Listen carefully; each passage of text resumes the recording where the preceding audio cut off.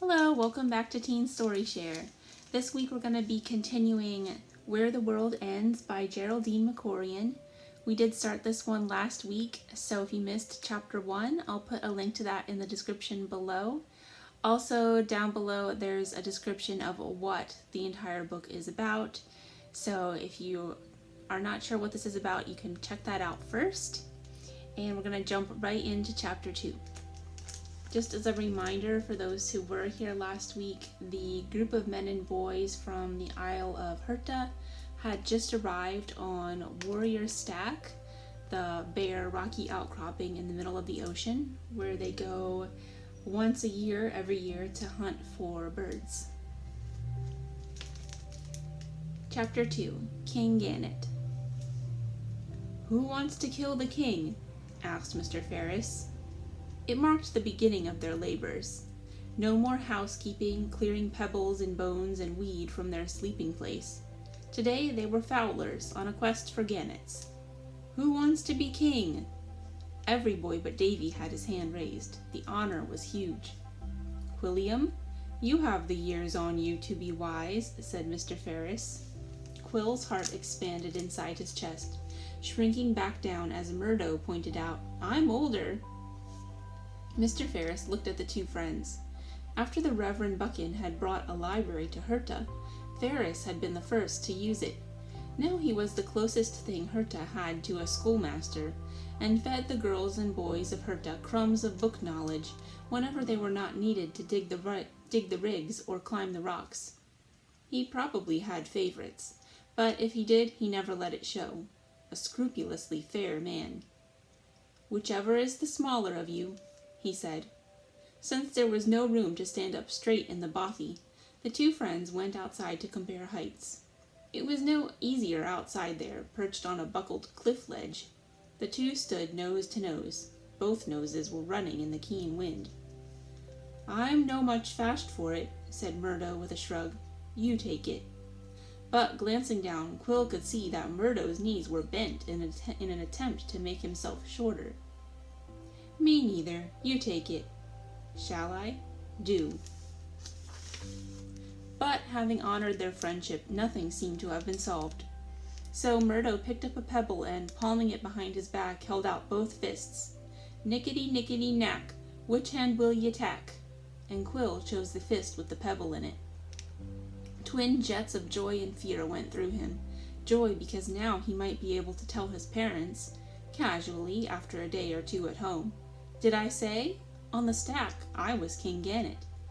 Fear in case he failed. A colony of gannets is a noisy, heaving mass of feathers, eggshells, birdlime, and birds. For choice, it occupies the narrow ledges of sheer cliffs. But near the base of Warrior Stac, the overhang bulges out like a fat man's belly. The slope of its surface is shallow, a perfect shelf for birds. The canny old ones walk over the backs of their neighbors. Pairs sit contentedly side by side, staring out to sea. The airborne homecomers crash land on their fellow birds, crops full of fish. A good place to start harvesting. But high above any such colony perches a lookout bird, King Gannet. The crag he sits on is his watchtower. He is guarding the colony below. At the first sign of danger, blackbacks, eagles, fowlers, King Gannet sounds the alarm, and into the sky rises a blizzard of birds, shrieking and wheeling. Take out King Gannet, and the way is open to wade in among the beaks and beating wings and reap a harvest of bird meat. And whoever kills the first lookout bird lays hands on its title and becomes King Gannet for the duration of the trip. The whole party crept as close as they dared without disturbing the flock. Mr. Don was first to spot the lookout bird on the steep black cliff that rose up sheer behind the overhang. King Gannet's throne was a finger of rock jutting upward from a broad ledge. Quill changed his boots for climbing socks, warm and scratchy and thick-soled, but not so thick that he could not feel footholds in the cliff. He took off his father's overlarge jacket. Its sleeves came past his fingertips, and it might flap in the wind, and entrusted it to Murdo. Then, from a point farther round the stack, he started up the cliff face. At first, he climbed to impress the boys below with his skill. But there comes a point on any cliff when one mistake stops meaning a tumble and getting laughed at. It starts to mean broken bones, a broken skull, a bed in the graveyard. So soon, Quill was planning every move, holding still when the wind blustered, resting when cramp flickered in his calves. He took a diagonal route. To catch King Gannet unawares, he would have to creep across and up the cliff without being seen. At one point, groping upward for a handhold, he laid his palm down on an abandoned gull's egg, and the stale contents exploded, splattering down on his hair and trickling up his sleeve. I shall have you, your majesty, he whispered, and to throw off the humiliation of his eggy hair, imagined himself Odysseus, climbing out of the wooden horse to capture the city of Troy. Murdina had told him that story, a story from a different, faraway time and place. He had barely understood her talk of city walls and sandals and Greeks and Trojans. Those were part of her mainland, educated world. But he had liked the story precisely because, like Murdina, it was strange and exciting. Murdina, for all she had only come to visit, had been genuinely interested to learn about Hirta, its people and customs and way of life. She had admired the courage of the fowlers, had quickly understood the dangers, had said how brave someone must be to go in among the slashing beaks and vast bony wings. Suppose he could go home and tell her that he had conquered Birdie Troy.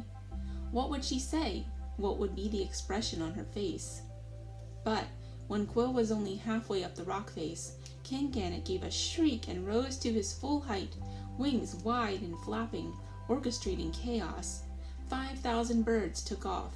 Surely he had done nothing to...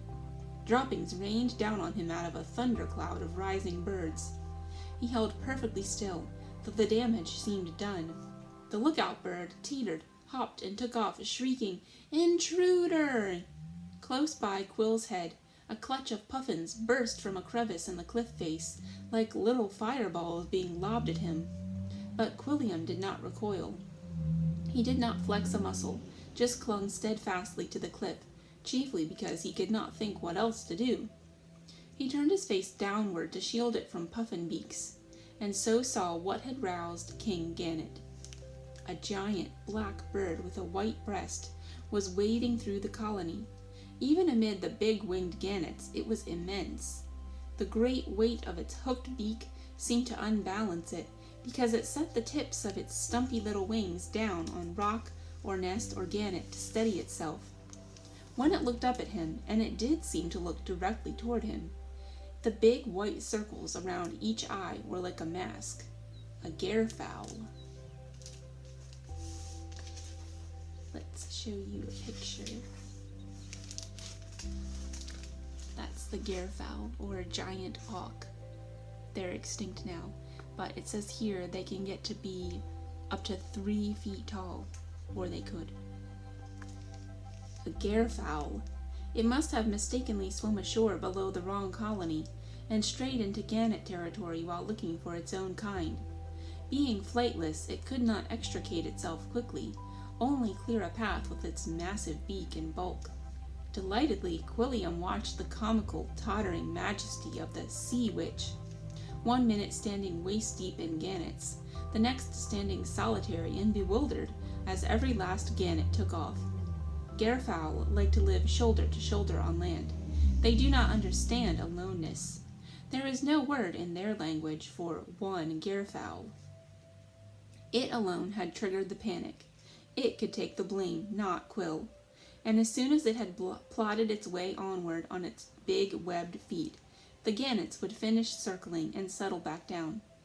Quilliam took the opportunity, while the sentinel bird was away from his perch, to clamber as far as the ledge that ran along behind the finger of rock. He inched along the ledge, even began to climb the pinnacle, but hearing the flapping of huge wings above him, froze to the stillness of a stone statue. Patiently, he waited, though his fingers lost their feeling, and the summer flies droned around his eggy hands and hair. The gannets circled, then sank down 100 at a time. King Gannet stood at full stretch, flapping his wings, all fussy self-importance. Then he settled back on his throne, shoulders hunched, and peered down at the host returning to their roosts. The climb, all that fingertip clinging on, had set Quill's hands shaking. He flexed his fingers until the spasms stopped. Then he felt about for a foothold wide enough and launched himself upward onto a level with the king. In the same movement, he took hold of its wings and pinioned them behind its back, then freed one hand to wring its neck. A quick twist. A silent death. The gannets below noticed nothing. "Fair, fair," said Callum laconically afterward. Davy wanted to shake Quill's hand. All the other boys knew they could have done just as well, given the chance. Mr. Ferris said with his little crooked smile, "The king is dead. Long live the king," and awarded Quill the title of King Gannet for the duration of their stay on the stack. Mr. Kane said sourly, "The Lord smiteth the proud and bringeth down the mighty. Think on that, laddie." Then they turned back to the task at hand, killing gannets, doing battle with beaks and battering wings. But when Quill looked for Murdo to get back his jacket, his friend had been sent on a separate expedition to catch fulmars. So he was obliged to go in among the gannets with only the thinness of his shirt. He barely cared. He felt invulnerable, clad in warm sunshine and the knowledge that he was a king. They lit the evening fire using a pile of Murdo's fulmars. Fulmars burn better than wood, being an oily breed of bird.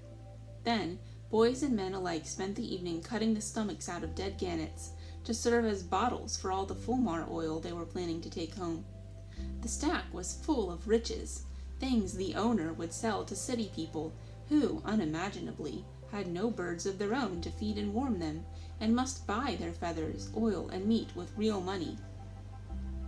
Bedding down in the soft, welcome bigness of his father's jacket, Quilliam could not sleep, despite his weariness. He seemed to feel the whole weight of the stack bearing down on their little cave. A single drop of water fell from the lip of the cave mouth, and he found himself waiting for the next to fall, and the next, and the next. Determined not to succumb to homesickness, he steered his thoughts like a boat toward pleasanter things, Murdina. He fell asleep thinking of her, but his dreams were as chaotic as a colony of gannets. Through them blundered the great gairfowl, white-masked like some holy highwayman.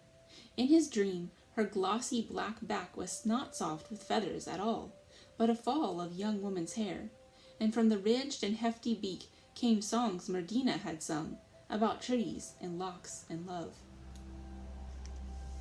And I hope you'll join us again next week for Chapter 3, 2 months earlier on Hirta. Alright, I hope you enjoyed our little story time and have a great weekend. Bye.